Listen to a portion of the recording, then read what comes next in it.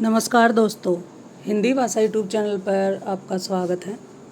तो आज की हमारी वीडियो रहने वाली है हिंदी साहित्य के जो भक्ति काल है उससे संबंधित प्रश्न रहने वाले हैं। तो चलिए आज हम बहुत ही इम्पोर्टेंट जो प्रश्न हैं उन पर चर्चा करने वाले हैं। तो हमारा पहला प्रश्न है, आचार्य शुक्ल ने लोक मंगल का कवि किसे माना है? हमारा प्रश्न है, आचार्य शुक्ल ने लोक मंगल का कवि किसे माना है? तो दोस्तों जल्दी से जल्दी उत्तर देने का प्रयास करें। तुलसी, सूर, जायसी, कबीर। लोक मंगल का कवि आचार्य शुक्ल ने किसको माना है?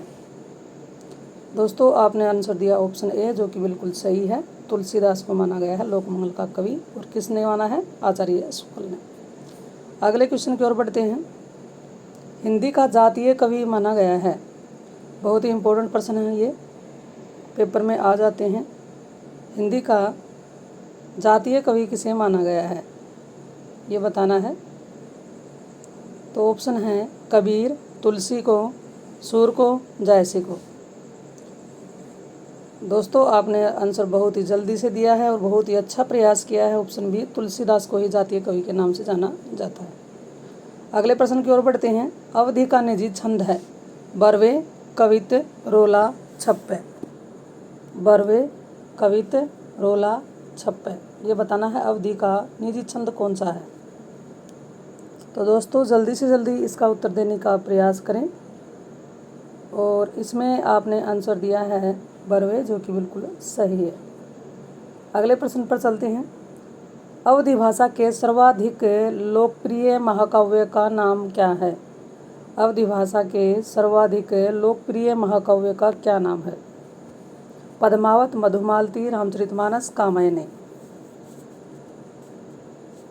तो जो महाकाव्य अवधि भाषा में लिखा गया है और वो सबसे प्रसिद्ध रह गया है, उस महाकाव्य का नाम बताना है। दोस्तों आपने बिल्कुल सही उत्तर दिया है, रामचरितमानस, जो कि तुलसीदास द्वारा अवधि भाषा में रचित है। चलिए अगले क्वेश्चन की ओर बढ़ते हैं।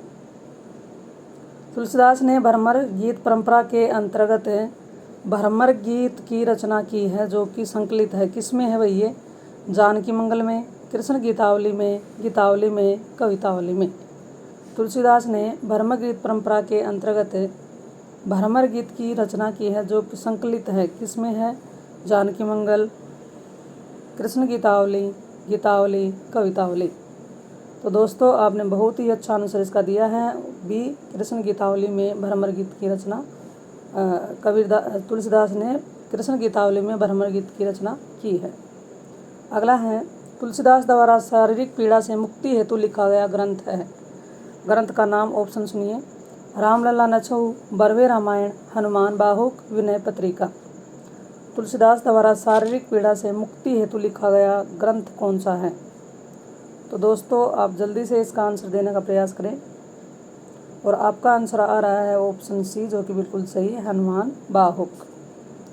अगले प्रश्न की ओर चलते हैं। अगला हमारा प्रश्न है, तुलसीदास द्वारा रचित कौन सा ग्रंथ अवधि में है? अवधि भाषा में है, ये बताना है। तुलसीदास द्वारा रचित कौन सा ग्रंथ अवधि भाषा में है? विनय पत्रिका, जानकी मंगल, कवितावली, कृष्ण गीतावली। तो दोस्तों आपने अपना आंसर दिया है इसमें जानकी मंगल, जो कि बिल्कुल सही है। अब विनय पत्रिका, कवितावली और कृष्ण गीतावली तीनों किस भाषा में है? तुलसीदास द्वारा रचित ये ग्रंथ काव्य संग्रह है। और ये किस में है? ये अवधि भाषा में है, सॉरी ब्रज भाषा में है। लेकिन जानकी मंगल किस में है? अवधि भाषा में। अगले प्रश्न की ओर चलते हैं। अगला हमारा प्रश्न है, तुलसीदास द्वारा रचित कौन सा ग्रंथ दार्शनिक माना गया है? कृष्ण गीतावली, दोहावली, हनुमान बाहुक, वैराग्य संदीपनी। तुलसीदास द्वारा रचित कौन सा ग्रंथ दार्शनिक माना गया है? तो दोस्तों इसका उत्तर जल्दी से जल्दी दीजिए। तुलसीदास द्वारा रचित कौन सा ग्रंथ दार्शनिक माना गया है? कृष्ण गीतावली, दोहावली, हनुमान बाहुक, वैराग्य संदीपनी। दोस्तों आपने इसका आंसर दिया है ऑप्शन डी, जो कि बिल्कुल सही है, वैराग्य संदीपनी। अगले प्रश्न की ओर चलते हैं। तुलसीदास की भक्ति भावना किस वर्ग की है? सख्य भाव, मधुर भाव, श्रृंगार भाव, दास्य भाव। बहुत ही महत्वपूर्ण प्रश्नों पर चर्चा की जा रही है। ये प्रश्न तो बहुत ही सबसे अति महत्वपूर्ण है। तो भक्ति भावना किस वर्ग की है, इसमें आपने आंसर दिया है ऑप्शन डी दास्य भाव। बहुत ही आसानी से आप प्रश्नों का उत्तर दे पा रहे हैं। तो आपकी जो भी हिंदी साहित्य के बारे में जानकारी है अति उत्तम श्रेणी की है। तुलसीदास किस दार्शनिक मत के भक्त कवि थे? अद्वैतवाद, शुद्ध अद्वैतवाद, द्वैतवाद, विशिष्ट द्वैतवाद। विशिष्ट अद्वैतवाद है, सॉरी। तुलसीदास किस दार्शनिक मत के, अनेक दार्शनिक मत हुए हैं भक्ति काल में, तो तुलसीदास किस दार्शनिक मत के कवि थे? अद्वैतवाद, शुद्ध अद्वैतवाद, द्वैतवाद, विशिष्ट अद्वैतवाद। तो दोस्तों जैसा कि आपने आंसर दिया ऑप्शन डी, जो कि बिल्कुल सही है। विशिष्ट अद्वैतवाद के दार्शनिक के मत के अनुयायी कौन थे, भक्त कौन थे? तुलसीदास जी। आगे बढ़ते हैं। अकबर का समकालीन होते हुए भी कौन सा कवि आईने अकबरी में उल्लिखित नहीं है? रामदास, सूरदास, तुलसीदास, तानसेन। दोस्तों इसका आंसर आपने दिया है ऑप्शन सी, जो कि बिल्कुल सही है। ऑप्शन सी इसमें आपने दिया बिल्कुल सही है, तुलसीदास। अगले प्रश्न की बात कर लेते हैं। तुलसी को हिंदी का सर्वश्रेष्ठ कवि किसने घोषित किया है? तुलसी को हिंदी का सर्वश्रेष्ठ कवि किसे घोषित किया है, किसने घोषित किया, ये बताना है। तो दोस्तों इसमें ऑप्शन सुनिए।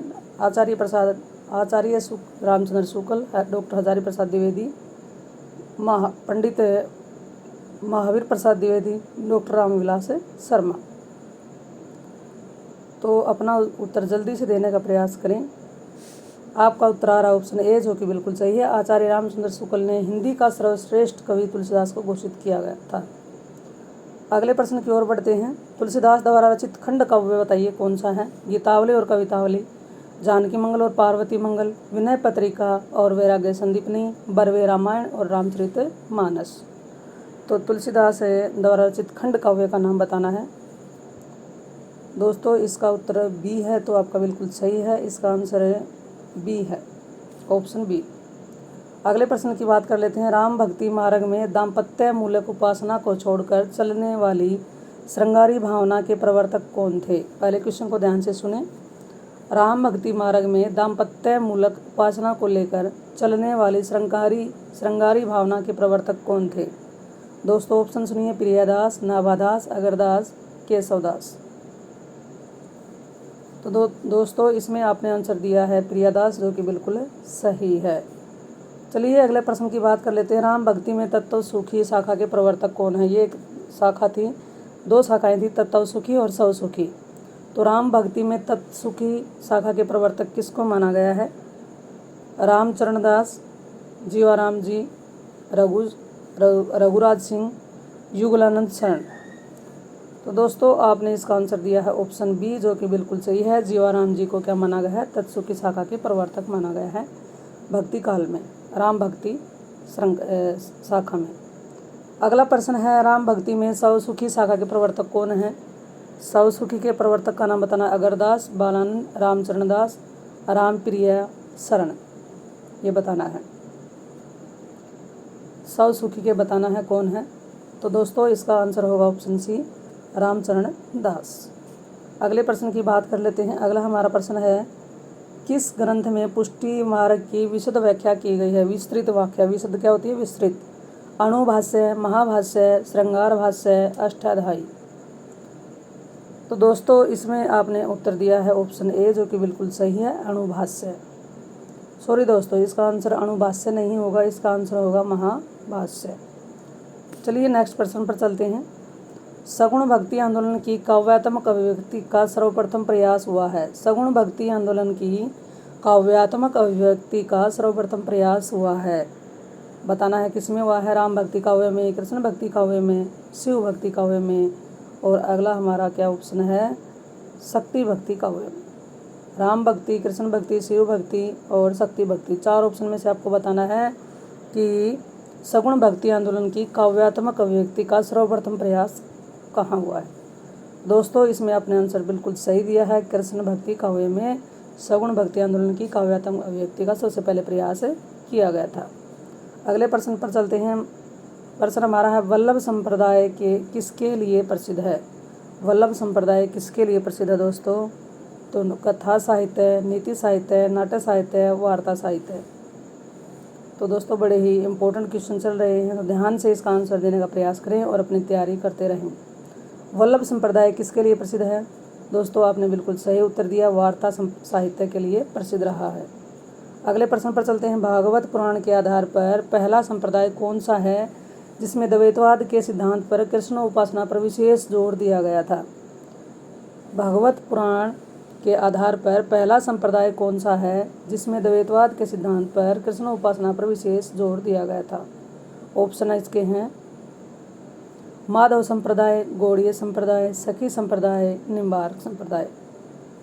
तो दोस्तों आपने इसका आंसर अगर दिया है ऑप्शन ए, तो आपका उत्तर बिल्कुल सही है, माधव संप्रदाय। अगले प्रश्न पर चलते हैं। चैतन्य संप्रदाय का दूसरा नाम बताना है, क्या है? चैतन्य संप्रदाय का दूसरा नाम सखी संप्रदाय, गौड़ीय संप्रदाय, टट्टी संप्रदाय, सनक संप्रदाय। चैतन्य संप्रदाय का दूसरा नाम बताना है सखी संप्रदाय, गौड़ीय संप्रदाय, टट्टी संप्रदाय या सनक संप्रदाय। तो दोस्तों आपने जो उत्तर दिया है ऑप्शन इसका बी बिल्कुल सही है, गौड़ीय संप्रदाय। अगले प्रश्न की बात कर लेते हैं। चैतन्य महाप्रभु ने शिक्षा दी थी ज्ञान की, वैराग्य की, भक्ति की, इनमें से कोई नहीं। चैतन्य महाप्रभु ने किसकी शिक्षा दी थी? ज्ञान की, वैराग्य की, भक्ति की, इनमें से कोई नहीं। तो दोस्तों आपने जो आंसर दिया इसका ऑप्शन सी बिल्कुल सही है, भक्ति की। अगले प्रश्न की बात कर लेते हैं। कृष्ण भक्ति का सर्वप्रथम और सर्वप्रमुख ग्रंथ कौन सा है? दोस्तों अपना प्रश्न ध्यान से सुने तभी उत्तर देने का प्रयास करें। कृष्ण भक्ति का सर्वप्रथम और सर्वप्रमुख ग्रंथ कौन सा है? ऑप्शन सुनिए। ऑप्शन हमारे हैं सूरसागर, भक्तमाल, गीत गोविंद, श्रीमद् भागवत। तो दोस्तों इसमें प्रश्न आपने सुन लिया होगा। कृष्ण भक्ति का सर्वप्रथम और सर्वप्रमुख ग्रंथ कौन सा है ये बताना है। तो आपने आंसर इसका दिया ऑप्शन डी, तो बिल्कुल सही है, श्रीमद् भागवत। अगले प्रश्न की बात कर लेते हैं। पुष्टि मार्ग का दार्शनिक आधार है। ऑप्शन सुनिए कौन कौन सा है। शुद्ध अद्वैतवाद, अद्वैतवाद, विशिष्ट अद्वैतवाद, सर्वात्मवाद। पुष्टि मार्ग का दार्शनिक आधार क्या है? पुष्टि मार्ग का दूसरा नाम अष्टछाप भी रखा गया था। तो इसमें आपने अपना आंसर अगर दिया है पुष्टि मार्ग में शुद्ध अद्वैतवाद, ऑप्शन ए, जो कि बिल्कुल सही है। नेक्स्ट प्रश्न पर चलते हैं। रामचंद्र शुक्ल ने जीवनोत्सव का कवि किसे कहा है? बहुत ही इंपॉर्टेंट प्रश्न है ये साहित्य में। रामचंद्र शुक्ल ने जीवनोत्सव का कवि किसे कहा है? ऑप्शन है तुलसीदास, सूरदास, कबीरदास, जायसी। जीवनोत्सव का कवि रामचंद्र के द्वारा किसको कहा गया है? तो दोस्तों अगर आपने इसका आंसर दिया ऑप्शन ए, तो बिल्कुल सही है, तुलसीदास जी को। अगले प्रश्न की बात कर लेते हैं। अष्टछाप की स्थापना किसने की? बहुत ही महत्वपूर्ण प्रश्न है ये। अष्टछाप की स्थापना किसने की? ऑप्शन सुनिए। मध्वाचार्य, वल्लभाचार्य, विठलनाथ, चैतन्य महाप्रभु। तो दोस्तों इसमें आपका आंसर आया बिल्कुल सही, विठलनाथ ने अष्टछाप की स्थापना की थी। अष्टछाप में 8 कवियों की एक सभा बनाई गई थी जिसका नाम क्या रख दिया था? अष्टछाप या पुष्टि मार्ग के नाम से भी इसको जाना जाता है भक्ति काल के अंतर्गत। चलिए अगले प्रश्न की ओर बढ़ते हैं। अगला प्रश्न हमारा है, ध्यान से सुनना। अष्टछाप के कवियों में सर्वोपरि है, सबसे पहला स्थान किसका है? ये प्रश्न है। नंददास, कुंभनदास, कृष्णदास, सूरदास। तो दोस्तों बड़ा ही इंपॉर्टेंट प्रश्न है और आपका ज़्यादातर दोस्तों का उत्तर आ रहा है ऑप्शन डी, सूरदास। बहुत ही शानदार जवाब है। अगले प्रश्न की ओर बढ़ते हैं। अष्टछाप के कवियों में सम्मिलित नहीं है, कौन से, किसको शामिल नहीं किया जाता? हरिदास, सूरदास, गोविंद स्वामी, चीत स्वामी। तो दोस्तों जल्दी से जल्दी इसके उत्तर देने का प्रयास करें। अष्टछाप के कवियों में सम्मिलित नहीं है, कौन नहीं है? हरिदास, सूरदास, गोविंद स्वामी, चीत स्वामी। तो दोस्तों आपका आंसर आया बिल्कुल सही, ऑप्शन ए, हरिदास। ये अष्टछाप के कवियों में नहीं गिने जाते हैं। अगला हमारा प्रश्न, अष्टछाप के कवि किस संप्रदाय से संबंध है? ये बताना है। अष्टछाप के कवि किस संप्रदाय से संबंध है? गौड़ीय संप्रदाय, हरिदासी संप्रदाय, राधा वल्लभ संप्रदाय, पुष्टि मार्ग संप्रदाय। तो दोस्तों इसका आंसर आपने दिया है ऑप्शन डी, पुष्टि मार्ग संप्रदाय। बिल्कुल सही आंसर आपने दिया है, बहुत ही अच्छा प्रयास। अगले क्वेश्चन की ओर बढ़ते हैं। अष्टछाप के कवियों में कौन सा भक्त कवि वल्लभाचार्य का शिष्य नहीं है? ये बताना है। वल्लभाचार्य का शिष्य नहीं है। कुंभनदास, परमानंद दास, सूरदास, गोविंद स्वामी। दोस्तों जल्दी से जल्दी उत्तर देने का प्रयास करें। तो इसमें आपने आंसर दिया ऑप्शन बी, जो कि बिल्कुल सही है। परमानंद दास अष्टसाप के कवियों में से वल्लभाचार्य के शिष्य नहीं हैं, बल्कि ये किसके थे, ये विठलनाथ के शिष्य रहे। अगले प्रश्न की बात कर लेते हैं। अष्टसापी कवियों में कौन सा विठलनाथ का शिष्य नहीं। अब विठलनाथ का कौन सा नहीं ये बताना है। ये जो प्रश्न है बहुत ही महत्वपूर्ण प्रश्नों पर चर्चा चल रही है, तो ध्यान से इसको सुने और समझने का प्रयास करें। अष्टसापी कवियों में कौन सा विठलनाथ का शिष्य नहीं है। कौन सा, कुम्मनदास, गोविंद स्वामी, चित स्वामी, नंददास। तो दोस्तों आपका आंसर आ रहा है इसमें ऑप्शन है बी, जो कि बिल्कुल सही है, गोविंद स्वामी। अगले प्रश्न की ओर बढ़ते हैं। राम और कृष्ण की उपासना वैष्णव धर्म के नाम से मानी जाती है, क्यों जानी जाती है। राम और कृष्ण की उपासना वैष्णव धर्म के नाम से क्यों जानी जाती है, इसका रीजन क्या है। ऑप्शन सुनिए। राम और कृष्ण दोनों के उपासक मूर्ति पूजा में विश्वास करते थे। राम और कृष्ण दोनों ही विष्णु के अवतार माने जाते हैं। राम और कृष्ण दोनों की उपासना में लीला का गान की प्रमुखता है। राम और कृष्ण दोनों के उपासक वर्णाश्रम व्यवस्था को मानते हैं। तो दोस्तों आप अपना आंसर जल्दी से जल्दी दें। अगर आपने इसका आंसर दिया है ऑप्शन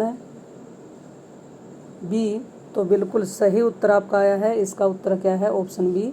राम और कृष्ण दोनों ही विष्णु के अवतार माने जाते थे, इसीलिए क्या है, इसलिए राम और कृष्ण की उपासना वैष्णव धर्म के नाम से जानी जाती है। अगले प्रश्न की बात कर लेते हैं।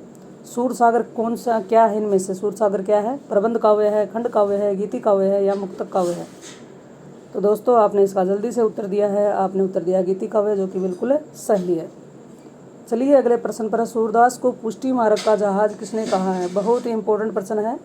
सूरदास को पुष्टि मार्ग का जहाज किसने कहा है। वल्लभाचार्य, गोकुलनाथ, हित हरिवंश, विठलनाथ। तो दोस्तों इसमें आपका आंसर आया है विठलनाथ, जो कि बिल्कुल सही आंसर आप दे रहे हैं। बहुत ही अच्छा प्रयास।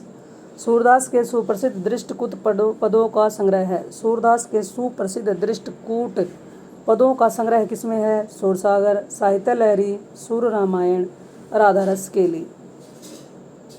तो दोस्तों इसका आंसर है मैं आपके लिए छोड़ देती हूँ। आपको कमेंट में डालकर बताना है कि इसका आंसर सही क्या होगा। अगर आपको जानकारी नहीं होती है तो अगली वीडियो में पहले इसका उत्तर आपको बता दिया जाएगा। तो दोस्तों ये जानकारी आपको कैसी लगी, वीडियो अच्छी लगे तो इसे लाइक करें, शेयर करें, और चैनल पर आप पहली बार आ रहे हैं तो इस चैनल को सब्सक्राइब भी कर लें। फिर मिलते हैं नई वीडियो के साथ। थैंक्स।